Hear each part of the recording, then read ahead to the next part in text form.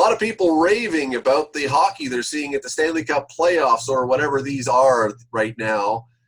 Is this enough proof that we should be expanding the playoffs when the future rolls around? Let's dive down that rabbit hole.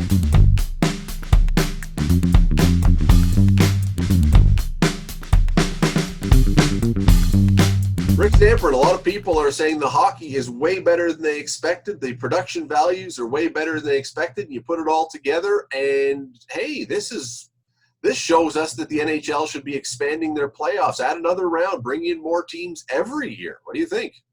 Why don't we allow every team to make the playoffs? I mean, let's have a 32-team playoff showdown, a throwdown, a smackdown. Listen, no, this is a horrible idea. 24 teams is a lot of teams in a 32-team league. It's like the old 21-team NHL where 16 teams made the playoffs. 16 is more than enough. It really devalues the regular season. You slog it out for 82 games and more than half the teams make the playoffs? No. We can't have under 500 teams make the postseason in the National Hockey League. It rarely happens in the NFL, which has one of the best playoff systems, and I know they're looking to expand. Keep it the way it is. It's fine for this year. It's an unprecedented year. We needed something different, but going forward, let's go back to the 16-team playoff format. Well, I'm kind of the same side as Rick is this, because this to me is a bit of a travesty on so many levels. I mean, and look at even the top level, and I know there's a lot of excitement. The Oilers might get knocked out. The Leafs might get knocked out. The Jets have been knocked out. The Pittsburgh Penguins could go out. So everyone's bragging about the excitement of what could be not even really the first round of the playoffs. But to me, what is the purpose of playing 82 games over the regular season? I think even in the top level, in the sort of round-robin seeding portion, we're seeing some kind of strange things happen. Because through 70 games, the Boston Bruins were able to slog out, I think, an 8-point lead atop the Eastern Conference, and now they find themselves at 0-2. So when this is all said and done, instead of being the top-seeded team in the East, they could well be the 4th-seeded team. Because of the pandemic and this new setup, that just doesn't seem justified. Rick, I love that when we're talking about the NHL, you throw in a Maestro Fresh West quote there, the throwdown, the showdown, the whole thing, old school Canadian rap. Listen, Bubba, to your point, though, about the Bruins, or not the Bruins, the Penguins could be out and the Oilers could be out. When we talk about March Madness, we rave about the fact that the top teams can get bumped out by the bottom teams. We love it when a 16 seed takes out a 1 seed. So why would we not be excited about it when it's hockey? Why do we not celebrate the underdogs winning and knocking out the big boys? Well, I think that's a different situation. It's amateur sports. You've already played your conference tournament, so that's already been decided. That's more of a one-game showdown. But I think if you're going to play series hockey for the biggest trophy in arguably sports, I just think to go about it where again a sub 500 team could slip in there and win a trophy just doesn't seem fair to me. And again, it devalues the regular season. So at the end of the day, if that's what you want to do, then I'm not watching the regular season. Call me up when your tournament or your playoffs start. And that's the league and playoffs takes. Devaluing the regular season means fewer viewers because they'll just think, well, I'll just see this team. They're in 23rd position in this 24-team playoff race. I'll just tune in the first round of the playoffs and see if my team can do some damage. I don't mind the first round upsets. I think that's just part of sports. Things are going to happen. A team is going to get hot, or a goalie is going to get hot, or a team that is favored to win underperforms and doesn't, take out their first round opponent. But at the end of the day, allowing the majority of your teams to enter into the tournament to win the trophy, I think you run the risk of alienating a lot of fans who are just going to say, I'll just tune in during the playoffs. But to your point there, is that you don't mind the upsets. Upsets should only happen every once in a while, not all the time, right? It eventually, to me, gets a little boring or a little like, oh, well, that's just the way it goes. Because, I look at the NBA. I think the Seattle not the Seahawks, the Seattle franchise, I can't even remember their nickname right now. For the Kraken? Yes. I think they're the only top seed to ever be eliminated in the first round. It should be something special that rarely happens in that first round. I think that's the beauty of the playoffs. Like, anything can happen. So whether you're the Montreal Canadiens, who wouldn't have gotten into the playoffs otherwise, or you're the Boston Bruins, who had 100 points at the pause, hey, if you're bounced, you're bounced. The best team, maybe not on paper, but the best team on that any given night, or in a best of 5 or best of 7 series, the best team usually wins at the end of the day.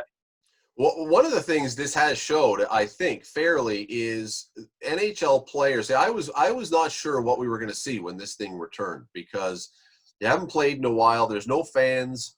We didn't know what the atmosphere was going to be like. I got to give credit. NHL players, they have come out, not the guys in the round robin. The round robin games, quite frankly, a lot of them have been, I haven't even watched a whole lot of them because there's not much there. There's not a lot riding on it. But the playoff series, man, from 0 to 100, they've shown they can. When you say the game counts, doesn't matter how long you've been out, man, they can come out and play. And that makes the argument for some that says, look, if you just throw the giant carrot on the ice and say, fight for this, man, it's better hockey than we see a lot of the time during a mid-February regular season game among two teams that, are disinterested or tired or fatigued or whatever. Yeah, the intensity factor is certainly so much higher in these best of 5 series as opposed to the round robin tournament. And you even look at a team like the Rangers, who got swept by Carolina. I mean, those games weren't blowouts. The Rangers were in those games. It was a 1-goal game, and the other ones, I think, were 2-goal games. Every team is playing hard, and any thought of a team tanking for Lafreniere in this best of 5 format has really been thrown out the window, because that intensity level has been so high. Teams really could care less about that top overall draft pick, unless they get eliminated, of course, but they want to advance to the traditional 16-team playoff showdown.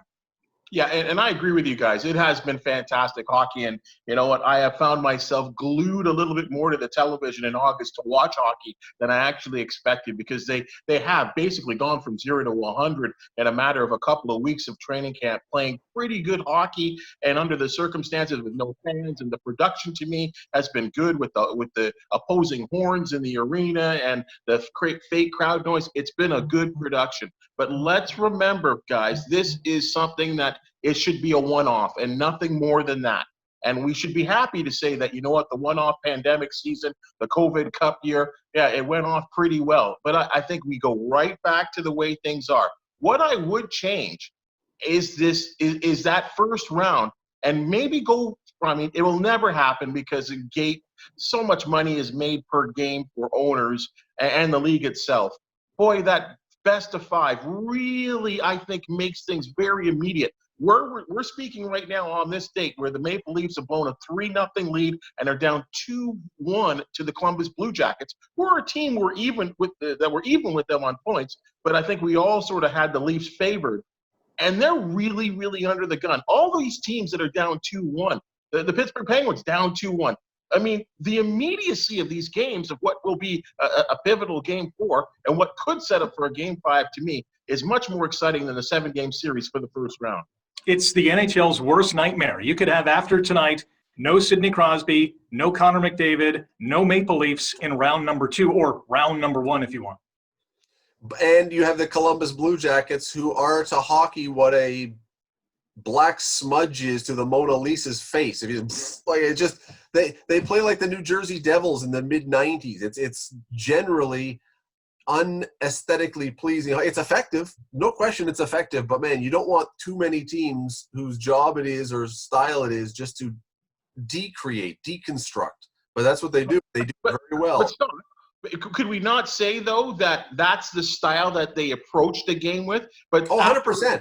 100%. But after what happened last night, we've seen that they can turn it up offensively when necessary.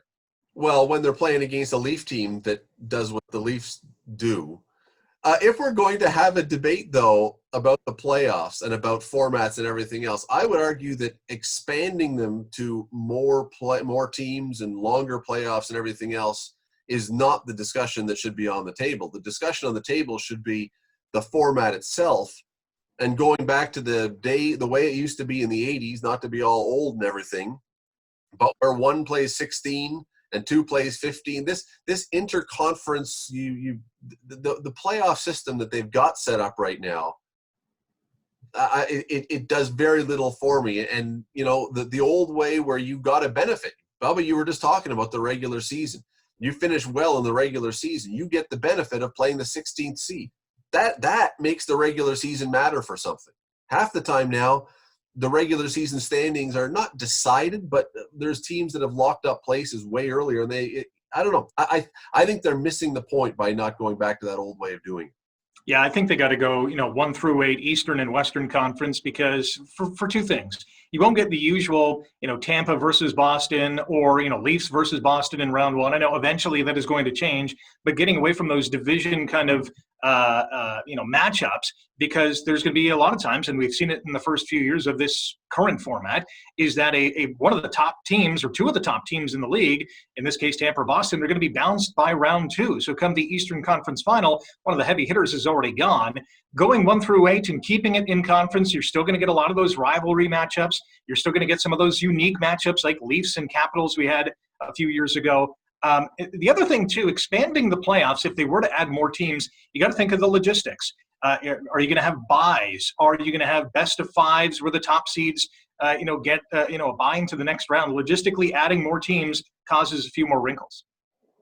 I think the National Hockey League are in love with regional rivalries, and I think that's something that they've been trying to build up, and not so much for us, because yes, you're right. In the playoffs, we've been seeing what Toronto and Boston in 3 of the last 4 years, but I think they're planning for, and as it generally is for the American markets. So a lot of those teams in the Northwest or the Northeast of the country, and maybe even the California someday, that they're ending up playing each other for in the playoffs to create a little bit more buzz or a little bit more excitement. And I think we're Canadian teams will generally play second fiddle to that. But to the point, though, we have seen some good matchups over the years in those regional rivalries. And I think maybe Toronto here, we're sick of losing or seeing this team, the Leaf team, lose to the Bruins. So maybe there's a little extra sensitivity for Maple Leaf fans. But overall, I see the reason for it. I also see that maybe 1 versus 16 could also, because we complain about it in the NBA, like I talked about with Seattle being the only team to knock off a top seed, that really that first round could become somewhat of a procession, we'll say, if they were to go to the 1 to 16 format. To me, it just makes the regular season more impactful. That finishing first, you need to play the entire season, and if you can finish first, you get a real benefit from it. Right now, as Rick says, if you're in the Leafs or Tampa or Boston's division, one of the teams runs away and you're in the playoffs, like we saw a few years ago where a team was locked in place. It's like, you know what? I don't know. It just is. We need to do as much as we can to make the regular season matter, because that's why we're having this discussion that some people are doing right now about expanding the playoffs, because the regular season becomes kind of a not always exciting, endless monolith that doesn't really resolve much. And so make the regular season count for a lot more, or expand the playoffs. It's got to be one or the other, and I don't like the latter option.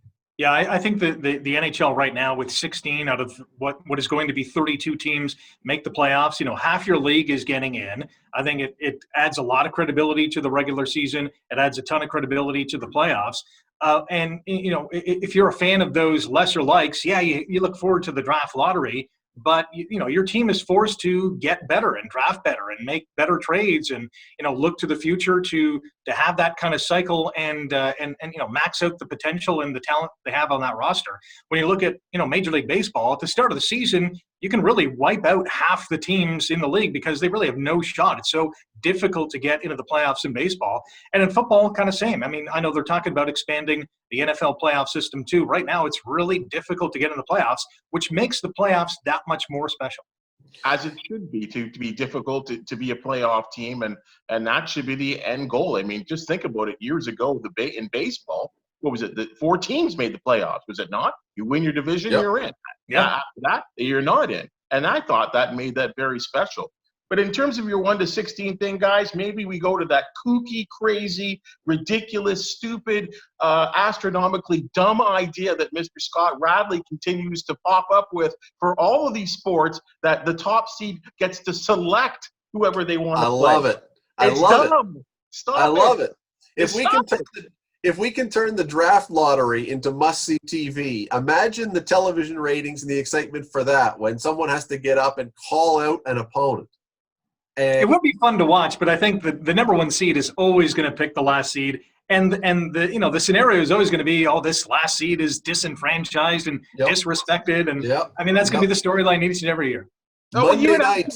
You're going to have general managers that get fired because they made the wrong selection in 3 straight years. Yep. It's silly. Monday night is the draft lottery part 2. Very quickly, because we got to run. The Ottawa Senators, what team or teams would make the Ottawa Senators fans lose their mind the most if they won the lottery? Very quickly, Rick. Well, for me, it's either Toronto or Montreal, two of their arch rivals. It's either the Battle of Ontario or the rivals just to the east of them. The other team, maybe just from an overall fan perspective, would be the Edmonton Oilers, because how many number 1 draft picks do they need? Exactly. Bubba? It has to be in Edmonton, the Edmonton Oilers, because then it's an absolute sham. Yakupov, Nugent Hopkins, Hall, McDavid, and then they still can't get out of the first round? Like, come on, stop this already. Yeah, I think and the reason I mentioned Ottawa, of course, is because they were the team that should have probably, under most circumstances, got that pick and been sitting pretty. They don't, and yeah, I'm with Rick. Edmonton, for obvious reasons, because they've won it so many times. Pittsburgh, because they always seem to win it when they need it the most, because their superstars are fading, and we just are about to lose Pittsburgh, and then, oh, look, another superstar. Or can you imagine what the Ottawa Senators fans do if the Leafs were to somehow get that draft lottery first pick? They couldn't afford them, number 1. There may be pitchforks and torches in front of Scotiabank Place or Arena, whatever they call it these days, if that were to happen. Anyway, we'll be talking about it. What do you think about an expanded playoff system? Keep it, change the playoffs the way they are, expand the playoffs? We'd love to hear from you. Our Twitter handles are on the screen. They'll be up again after. Thanks for watching. Subscribe, by the way. You can do that so you can catch up on all these videos. We'd love to talk to you again soon. Take care.